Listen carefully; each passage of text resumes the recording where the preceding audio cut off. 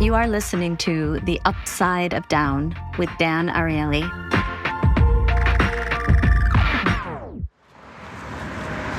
We are on the corner of Emory and Commonwealth. That's a great corner. And right now you have your hearing aids on, which you usually do. So tell me a little bit about what you hear. I just heard the subway pass by, the sound, the clicking sound on top of the track. I hear the cars coming by. I can hear the wind brushing against my hat a bit. Let's try now. Would you mind taking your hearing aids Not off? at all. Would you like both of them off? Yeah, let's take both of them. Just to get the full experience.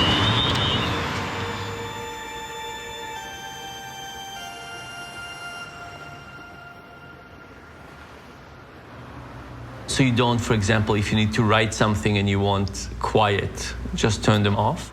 Intentionally, I will. Sometimes I take them off because the quietness and solitude of that feels comforting. So tell me now, what are you experiencing? I'm quite close to you in proximity, so I hear you well. I'm having a hard time hearing what's around us. I do hear cars. The knocking from the T, did you hear it just now? No. It was the same sound we heard earlier when the subway was going over the that's right. over the tracks. Do you hear the cars behind you? Very muted. The only thing I truly hear now is your voice. Okay. Your voice, yes. That's really all you should care about. Did you hear? Yeah. That gives me a little bit of a better sense of Wonderful. what your hearing world is without the hearing aids. Some people like to weigh out. Never see the sky cause they're in a big cloud. Here we go, here we go, here we go. The only way up's to push you down. Down, down, down, down. I don't even know what that's all about. Hi, my name is Dan Ariely, and in this show I talk each time with somebody who's sort of like me in two ways. They've also been through a difficult time in their lives, and yet they're also trying to make specific and interesting meaning and contribution with their lives. I was burned many years ago, about 70% of my body, and I spent about 3 years in hospital. And now I'm trying to run all kinds of experiments about all kinds of aspects of human behavior, trying to figure out what gets us to behave worse and what gets us to behave better. In this show, we will get to have conversations about what we do with all of this. What do we do with our own challenges and injuries, and how do we find meaning? It's about how we make these challenges into better times.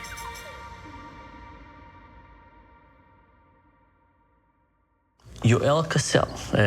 We are in a music studio next to your movement studio. That's right. In BU.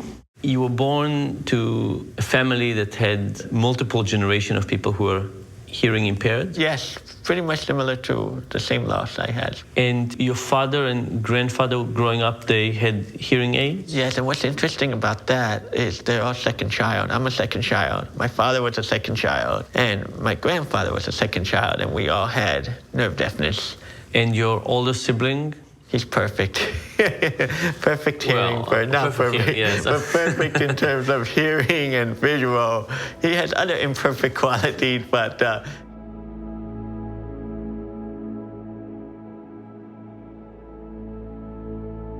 so for me, it happened very young. So I didn't know the difference, what it would be to be a hearing person and to be one who has a hearing loss. When I was around 3 years old, I remember that we were in a hospital and I had surgery for my nerve deafness. But my parents never said, oh, you have a hearing loss. I started to understand by what was going on. And I went to the School for the Deaf in New York. That was around preschool age. And I realized there were other students like me who were hearing impaired, and some were completely deaf as well. And I said, oh, I must be like them. And we had a movement class, the creative movement, not a formal dance class. They just wanted us to jump across the room or to crawl on the floor. And they told us to move like a snake. And I said, oh, this is exciting. And I just felt so alive, and I felt so connected, and my pride built up there. So I knew, I immediately went to my parents and I said, I would like to learn more about movement. Not at age 3. That's age 3. Age 3, you said you wanted more? Right then and there, I said I want to be involved. Within my own family, there is a tremendous amount of support. Outside of my family dynamic, there was lots of curiosity. There was quite an amount of bullying that happened. What kind of bullying? I would be the tutu boy or the fairy boy who likes to dance, or they would make fun of my hearing loss. Even in the school? Not in the school for the deaf, but it's outside, like playgrounds or activities that was outside of that environment. It was quite hard. I don't remember really having a friend at that time, because also I didn't know how to communicate. I didn't know how to speak to anyone. I would be sort of clam up, and I would sort of get tense and anxious. I'm a very socially awkward person. Like, if you get to me talk about anything outside of music or theater, I feel quite awkward and I feel like uncomfortable. But when I'm moving and when I'm in the studio, I feel so pure and so alive. And that's when I first discovered movement as a way to express myself. The challenging thing for me is changing how people perceive me. And they think, oh, hearing loss, let's do everything to help him. I never like to tell people I'm hearing impaired. They can see it. I never like to say, oh, by the way, I'm hearing impaired. Can you speak a little bit louder, or can you speak clearly? I will do everything to get closer, or I will do the work. And it's just allowing people to understand that. The disability, it's really in the mind of the beholder.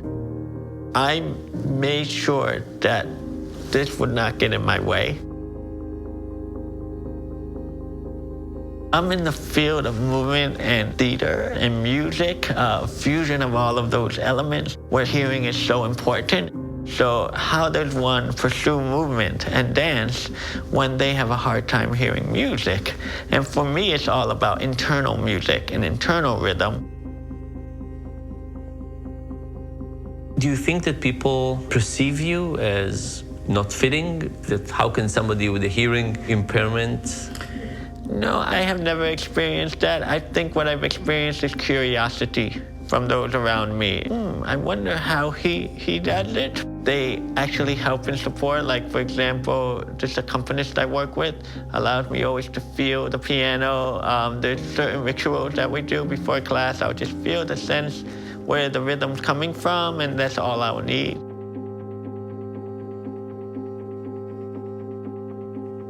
There's going to be certain things where I cannot hear things, or I need to greatly readjust. But that was sort of my life contract, that's just a part of me.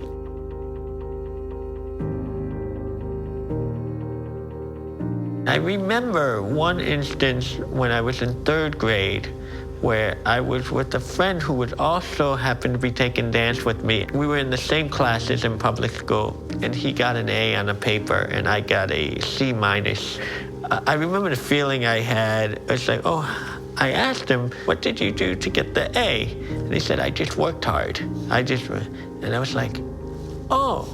And I remember from that, literally that was my turning point in life right there at that moment. Because I remember I said to myself, I'm just going to work hard. I'm going to work harder. Things don't come easy. I'm going to work. I remember going to my dad. My dad still said to that day, I never had less than a B. But that also disconnected me from society around me, because if people wanted me to go out, or if they wanted me to hang out with them, I said, no, I have to be in the studio. I have to work. And I started to lose myself, because I was embracing this thing that made me feel safe, that made me feel comfortable. I didn't want to go back to that challenging place anymore. But I also felt I lost connection with how to communicate.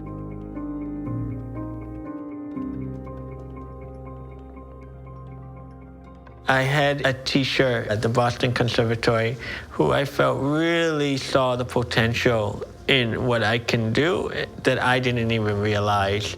And I was well liked there, I was well respected because I worked very hard and I always came in with a sunny personality. But there was also the perception that I didn't have a lot of depth, that I was sort of one note, that I was always the happy guy, but I was always the guy that's doing certain roles. But this teacher, Richard Colton, he was the first person who really challenged me to work even harder. He would give me material that I probably wouldn't have received from anyone else. He would give me stuff that was purely technical, and he would put that transparent in front of everyone and say, Yo-El is going to do this in front of everybody. In front of everyone. And he was life-changing. He made me believe that I may not do it well, but that I could do it. He wanted me to find my own voice. But I'm ready to burn. Super hot fire when I move, better feel that burn. Get up before the sun is up, baby, let's work. Good morning. Ready or not, here I come, let's work. Good morning. Get up before the sun is up, baby, let's work. I also feel socially awkward in gatherings. People never know how to shake my hand. It looks so different. And when people shake my hand, it's impossible for me not to feel and kind of sense their awkwardness. Do they shake hard or light or just touch? People do all kinds of things. And then I also see people looking at my scars, and I kind of play in my mind their internal dialogue of what happened to him, why is it like this, what is this? But when I'm on stage, giving a talk, for example, the social roles are very clear. Mm-hmm. I'm here, I'm a professional, mm-hmm. I'm good at this, but I have a very specific role, whereas when you're in a social interaction, the roles are very unclear, the expectations are unclear, and also lots of skills can come to play, whereas when I'm on stage, I'm in control. I can do things that I could do well, and I don't have to do things I don't do well. So it's kind of interesting where you think about disability. One approach is, of course, to hide at home, mm-hmm. but another approach is to actually be in a much more socially defined role. And being on stage means not being alone, but it also means having a very specific role where the rules are clear and mm-hmm. you can play to your own strengths. Can I ask you, what do you feel when you're saying socially awkward? What are the feelings? Is it anxiety? Is it? So I always feel that I don't belong. I got injured when I was almost 18, and I was basically kind of plucked out of life and put in a hospital bed for almost 3 years, mm-hmm. and I got to observe life around me, and everybody else was, dating and studying and doing all kinds of things, and I was kind of outside of that. And then when I left the hospital, I had these pressure bandages. It was an outfit that was basically like stockings, but on my whole body. It was an outfit that was supposed to put pressure on the burns. It was very hot, and because I have burns on almost all my body, I had pants, and I had a long sleeve shirt, and I had gloves, and I have even a mask on my head, like that. And that kind of kept me, outside of society. You don't go with this kind of outfit mm-hmm. and mm-hmm. interact in any normal way with people. And I still feel a little bit like that. Mm-hmm. So I feel like an outsider. Sometimes I think like I'm probably kind of how an alien would feel after a while. Yes, officially I'm part of this, but I have lots of experiences that people don't understand, and there's lots of things that other people do that I can't, and it feels the separation.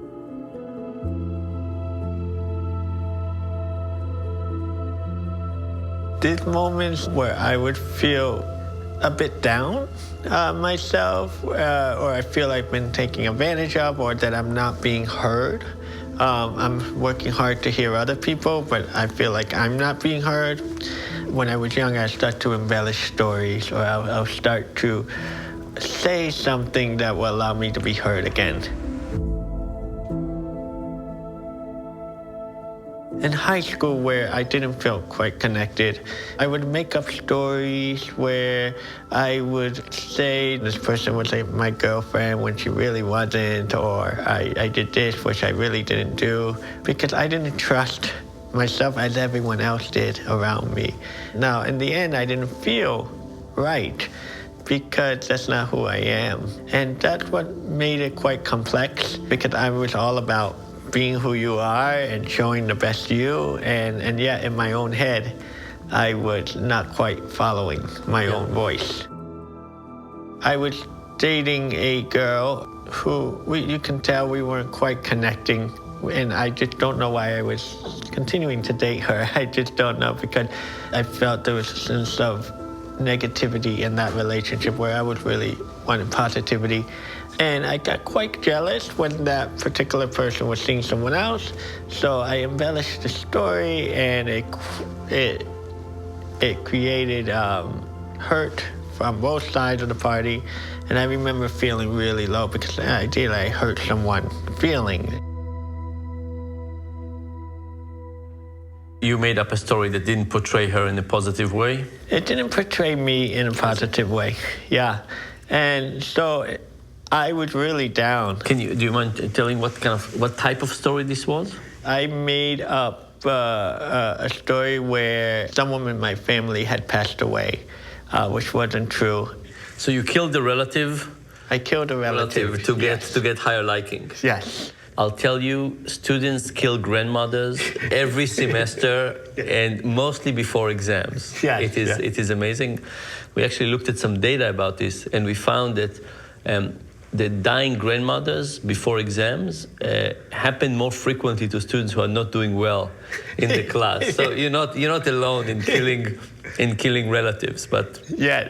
But it was that period was a sense of darkness for me personally. I felt like I hurt someone, and I was probably in a moment where I felt like I wanted to hurt myself, because it was pretty dark. And you were kind of in a difficult period because she was dating somebody else. You felt rejected. She was my first real relationship, and I didn't know how to deal with a relationship. I was always alone, so I didn't know how to deal with something. If something went wrong, like if suddenly we weren't talking, I didn't know what to do. So the night before, I was feeling quite anxious, talking to myself and saying to myself, should I do this? And I kept saying, no, I won't do it. I know. And then the next day I did it.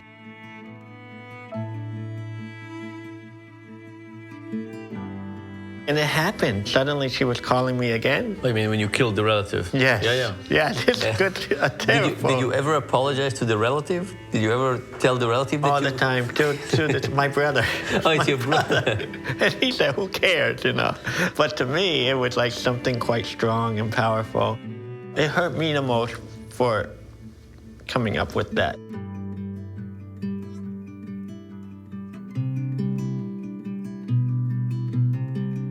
So what did I do in that case? I went back to my art. I created a piece about it called The Distance Between. It's a choreographic piece that I did for students at Walnut Hill School of the Arts. And it was basically a circle of people, and it was about people connecting and not connecting. And I found my choreographic voice. I started to tell people, if you want to know who I am, just take a look at my work. And that was the way I found myself, and I found that that's how I can communicate, and I could lie without getting in trouble. I could be who I am. Art is a good place to make up stuff. I could express my inner thoughts and desires in a way where no one is feeling harmed. They may feel offended, but no one's being hurt. I just had an incredible amount of support and people who loved me and believed in me, and then I also got help, therapeutic help. And just talking it out and realizing that I don't need to do that, and I didn't need to do that.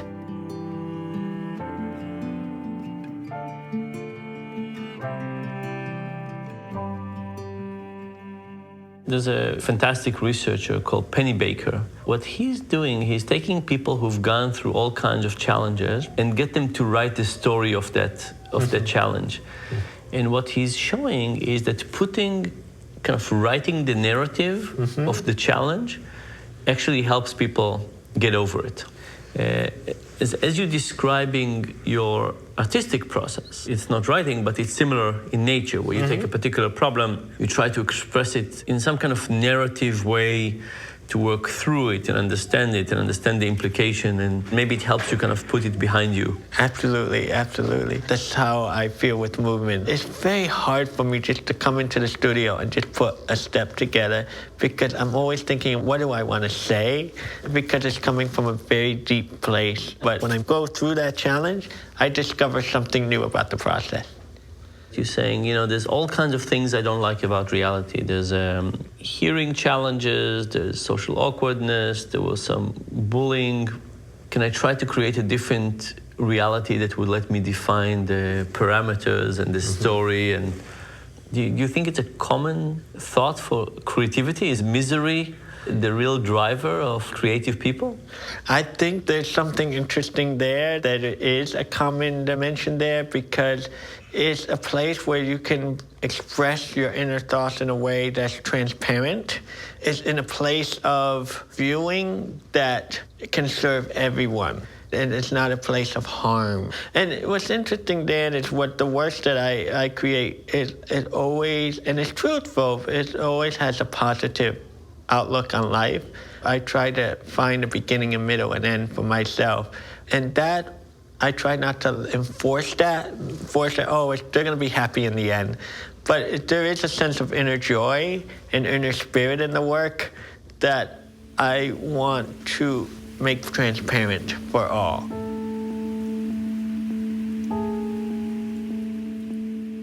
When I met Melody, my social awkwardness disappeared, because she made me celebrate who I am as a person, and she made me revel in Yo-El Cassell. And that's when I started to teach the best I've ever felt. And I felt like alive, and I felt that there's someone who loves me for who I am, and there's someone who not only loves me in that way, but supports, and I support her. We have such a commonality with each other. And she's also a dancer and a choreographer, so she knows the field very well. And she's also a person who believes in inner joy and positivity.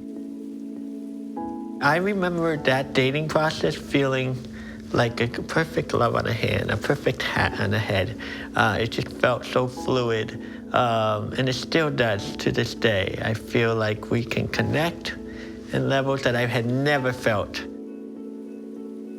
We just celebrated our 10th year wedding anniversary, and we met in a dance studio in Connecticut. I was setting a piece on a younger group, and I remember walking up the steps, and there was the studio with the children in it, and then I turned to my left, and there's Melody at the desk, because her company was rehearsing in another studio. And everything I was focused for went away. I said, my anxiety came back, because I said, who is this person? The spirit. And I met her there, and we just, we would see each other all the time, but we didn't quite connect communication-wise, but we would look in the studio and say, how are you doing? One time I heard a piece of music by Youssou N'Dour, a South African artist, and it talked about connecting, and I gave her the piece of music. I said, I heard this and I thought of you. She said she went home and she listened to it, and she started to realize there was something more in those lyrics than she thought. And so I went to my parents, and I said, there is this one person I kind of like, but I think she is seeing someone, so I'm not going to go there. And my mom said, does she have a ring on her finger? And I said, no. She said, then go after her. Yeah. So I remember getting confident, and I went to her at a party, and I said, and I would have never done this. I said, so would you like to hang out? And I thought she would say no, And she said, I'm seeing someone, but I'm not sure if he is the one. And I thought it was quite odd for someone to tell me that so directly. So I went with it, and we spoke for an hour. And we just connected ever since. And we have a son, Keaton, who's named after Buster Keaton, our love for movement. How old is Keaton? 2.5 years old. It's a joy, pure joy. When they come into the world, what I saw was a motionless baby, complete still. And then when they turned him around, he started crying, and I can't describe the feeling. Everything was like Suddenly there's a life in front of you, and through him it's exhausting and it takes so much of you, but it's just so exciting and enriching, and I feel like I could be a child again because he's teaching me. That was the turning point, and we did the hearing test with him. At what age did you do the hearing test? Right away. They do Right it away. now, right in the hospital, right, like maybe a couple of days after they're born. I was saying, oh, it's hereditary, so he may have, so we were prepared. So what were the results of the test? It was completely negative. He has perfect hearing. He had perfect hearing, and I started crying when I started getting really emotional. My wife was like, "Oh, get a tissue, get over it." But it really had a lot because he could hear the things that I couldn't hear. Did that moment when you realized that he will not have to go through it, did it also make you reflect on all the things you had to go through? Yes, I went back to my own childhood and went back to my own life. I'm very proud of my hearing loss. This is my identity. I often tell people, and it's true, that if I wasn't hearing impaired, I don't think I would be involved in the world of movement and dance. So I am so thankful for my hearing loss to allow me to enter that world. Yes, it's a barrier in many ways, but I try to embrace those barriers. So I'm very proud of that, but I'm also relieved that my son can hear all of these things right when he's born. Those things that I'm still searching for in my own work. What it means to hear water going down the creek. It can all come naturally for him. He can put his effort in something else. It's such a precious and beautiful skill of hearing.